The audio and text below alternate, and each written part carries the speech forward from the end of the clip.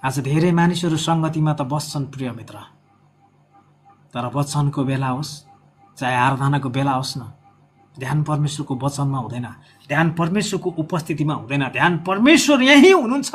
हामीसँगै हुनुहुन्छ भन्ने कुराको डर हुँदैन उनीहरूलाई। त्यो दिनलाई आफू खुसी गर्न पाने, आफू खुसी गर्नको लागि उनीहरू खुसी हुन्छन्। जब तपाईँ र मैले त्यो दिनलाई सङ्गति, जब हामी बसिरहेको छौँ त्यो सङ्गतिको कार्यलाई आफू खुसी गर्छौँ, त्यो समयलाई, त्यो अवधिलाई आदरणीय तपाईँ र मैले ठान्दैनौँ,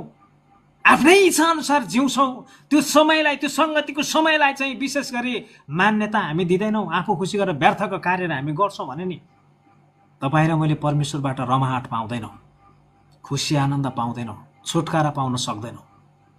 परमेश्वरको दण्ड चाहिँ हामीले पाउँछौँ। तर यदि तपाईँ र मैले परमेश्वरको उपस्थितिमा हाम्रो जीवन जिउँछौँ, जब जुन ठाउँमा हामी सङ्गतिमा तयार हुन्छौँ नि, त्यो सङ्गतिको